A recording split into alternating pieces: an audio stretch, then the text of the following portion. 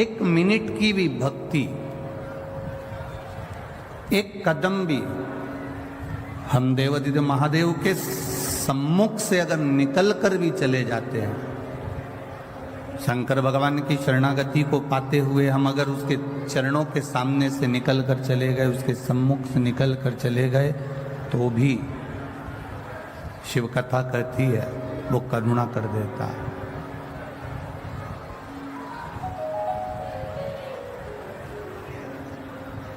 जैसे डमरू का नाद करने पर, डमरू बजा देने पर 14 शब्द, 14 अक्षर, एक डमरू का नाद कर देने पर, डमरू बजा देने पर 14 अक्षर, 14 शब्द उस डमरू के एक बार बजने पर प्रकट हो जाते हैं। उसी तरह जैसे एक बार डमरू के बजा देने पर 14 अक्षर प्रकट हो जाते हैं, और वो 14 अक्षर साधारण नहीं, इस सृष्टि का संतुलन बनाने वाले होते हैं। उसी तरह शिव महापुराण की कथा जब कहीं पर होती है, शंकर भगवान की कथा यदि कहीं हो रही होती है, शंकर भगवान की कथा कहीं चल रही होती है, तो आपका ये अनुभव होना चाहिए कि ये शंकर भगवान के डमरू की नाद है, जिससे हमारे भीतर के विकार समाप्त हो रहे हैं और हमारा जीवन सार्थक हो रहा है और हमारे जीवन का कल्याण हो रहा है।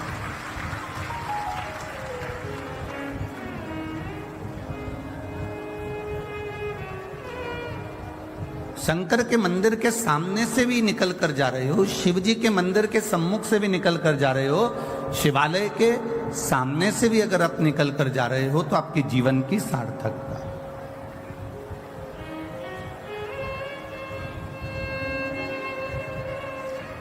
हमने देवादिदेव महादेव को देखा कि नहीं देखा, हमने भगवान शंकर को देखा कि नहीं देखा, यह हमें नहीं मालूम।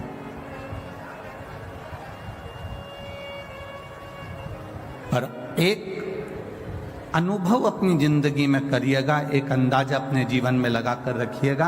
आप शिव जी को देखे कि ना देखे, हमने शंकर भगवान को देखा कि नहीं देखा, पर इतना जरूर है, जो शंकर भगवान के नाम का उच्चारण करता है, जो शिव जी के नाम को पुकारता है, या उसके दरवाजे के सामने से भी निकल कर चले जाता है, मेरा देवादिदेव महादेव एक बार उस पर अपनी कृपा की दृष्टि कर ही देता है। आप निकले उसके द्वार से, आप निकल कर अगर उसके दरवाजे के सामने से जा रहे हो, उसकी चौखट के सामने से जा रहे हो, उसके द्वार के सामने से जा रहे हो, तो वो कृपा करता जरूर है, वो दया अवश्य करेगा।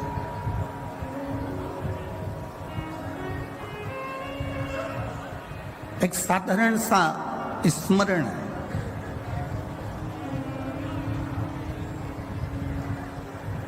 एक प्लास्टिक की थैली को जलाकर देखना तो उसमें प्लास्टिक की गंध आएगी। जो प्लास्टिक की गंध नहीं जानता वो भी अंदर कमरे में बैठा बैठा कह देगा कुछ तार जल रहा है।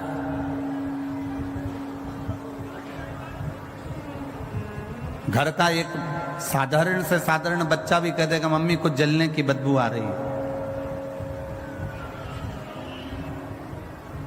एक लकड़ी जलती है तो उसकी गंध आती है कि कोई लकड़ी जला रहा है। एक कागज जलता है तो उसकी गंध आती है कि कोई कागज जला रहा है।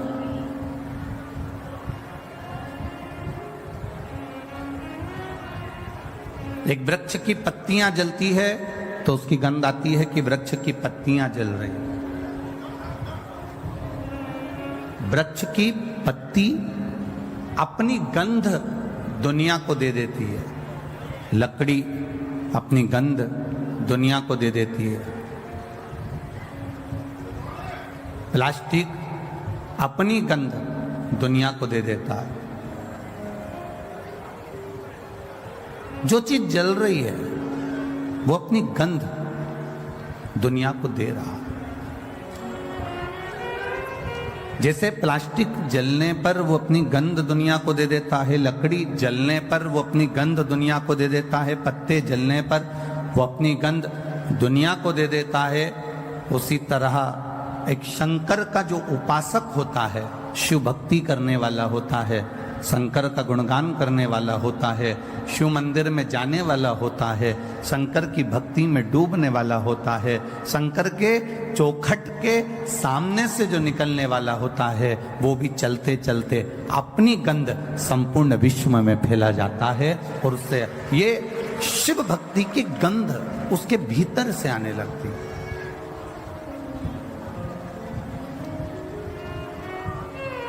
शिव महापुराण की कथा कहती है जरूरी नहीं कि आप मंदिर में जाएं तो दिया जलाएं, जरूरी नहीं कि आप मंदिर में जा रहे हैं तो एक लोटा जल चढ़ाएं, जरूरी नहीं कि आप मंदिर में जाएं तो बेलपत्र चढ़ाएं, जरूरी नहीं कि मंदिर में जाएं तो चावल का दाना चढ़ाएं, जरूरी नहीं कि मंदिर में जाएं तो आप पुष्प चढ़ाएं। शिव महापुराण की कथा ये भी कहती है कि जरूरी नहीं कि आप मंदिर में कुछ लेकर जाएंगे तो शंकर भगवान प्रसन्न होंगे, जरूरी यह है कि अगर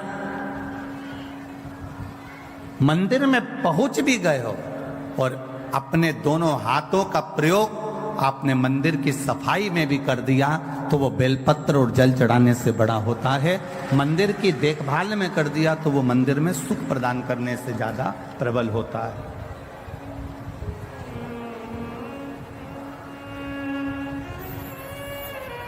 आप गए उसके दरवाजे पर, आप उसके चौखट पर गए, नहीं है आपके पास में एक लोटा जल, नहीं है आपके पास में एक बेलपत्र, नहीं है आपके पास में कोई सामग्री चढ़ाने की, तो भी आप देवादिदेव महादेव के मंदिर में अगर आपने केवल सफाई ही कर दी है, उसमें भी सुख का अनुभव है महाराज।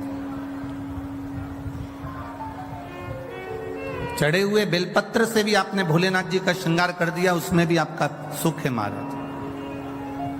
और इतना भी जाने दो, अगर मंदिर के दरवाजे से मंदिर के अंदर प्रवेश भी नहीं कर पाए तो केवल मंदिर की चौखट के सामने से निकलते निकलते उसके शिखर का मात्र दर्शन भी कर लिया तो समझ लो कि हमारी जीवन की सार्थकता हो गई, हमारा जीवन धन्य हो गया।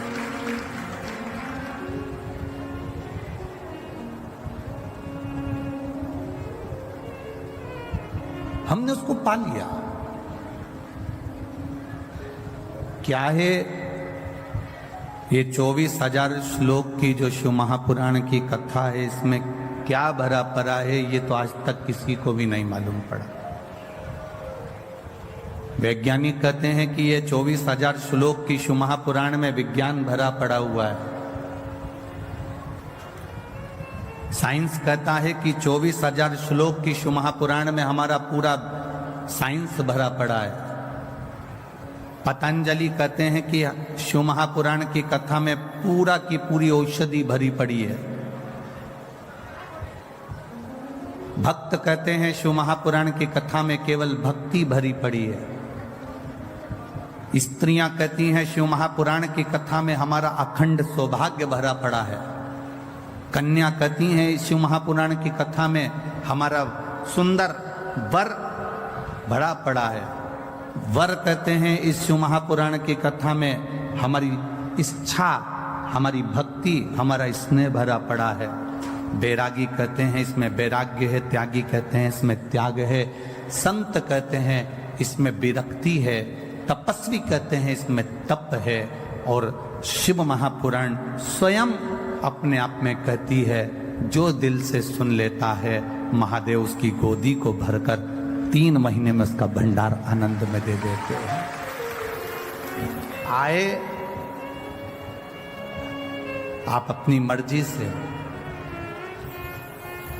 पर आपको बुलाने वाला कोई दूसरा नहीं है। अगर मैनपुरी की इस पावन प्रांगण में बनखंडेश्वर महादेव के मंदिर के प्रांगण में बैठकर अगर आप कथा का रसतत्व का श्रवण कर रहे हो, चौहान परिवार इस कथा का मुख्य यजमान पद ग्रहण कर अगर कथा करवा रहा है तो ये आपकी एक सुखता, एक आनंदता। बैठो कथा में और ये मत सोचना कि शिव महापुराण की कथा में जाकर बैठे हो। तुम तो ये विचार करना कि हम देवादिदेव महादेव के पास में बैठकर अपने दिल की बात, भगवान शिव जी से कहने के लिए बैठे, हम अपने मन की बात भगवान शंकर को बताने के लिए बैठे। और जब हम उससे कहेंगे तो वो सुनेगा, सुनता है।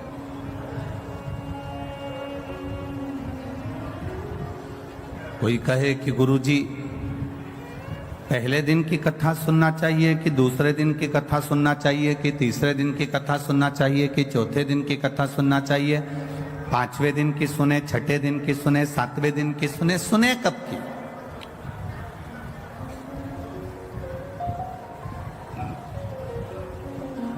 सात दिन की शिवपुराण है,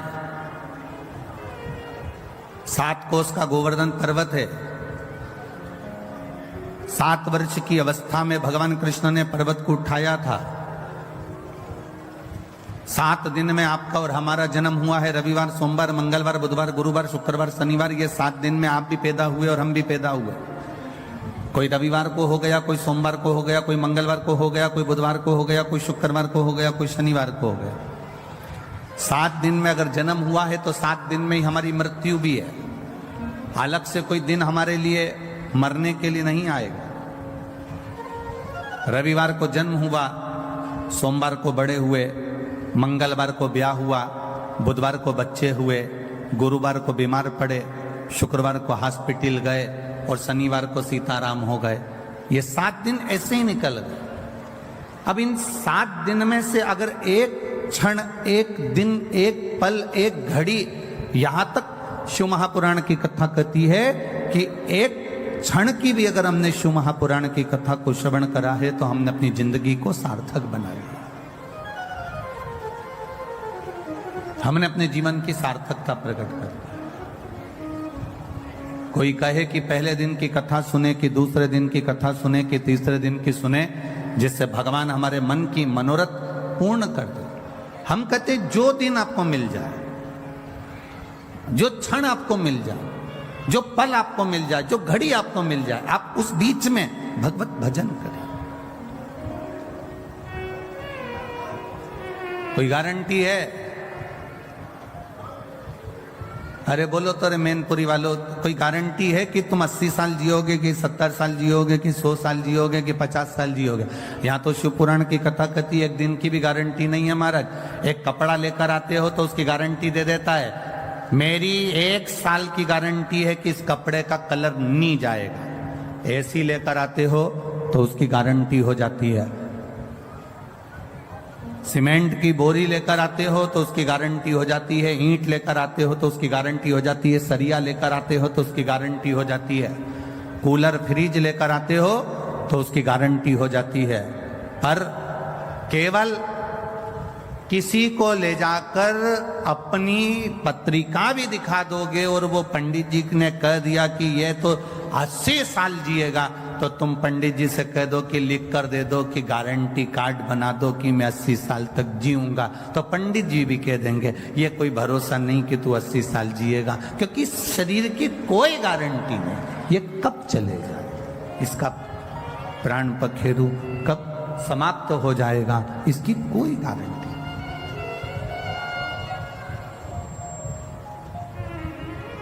कब प्राण छूट जाएंगे, कब चले जाएगा, इसकी किसको गारंटी। पहला दिन मिले तो भी भजन करिए, दूसरा दिन मिले तो भी भजन करिए, तीसरा दिन मिले तो भी भजन करिए, चौथा दिन मिले तो भी भजन करो, 5वां दिन मिल जाए तो भी भजन करो, 6ठा दिन मिल जाए तो भी करो। जो समय हमें मिल रहा है, जो पल हमें मिल रहा है, जो समय हमको प्राप्त हो रहा है, उसमें भगवान का भजन करिए।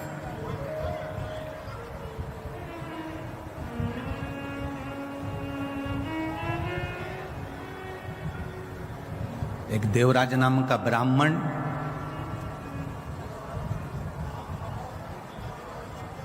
जिसने कभी शंकर भगवान के मंदिर का द्वार नहीं देखा, कभी नहीं गया,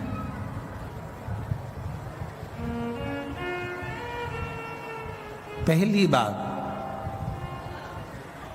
चोरी का सामान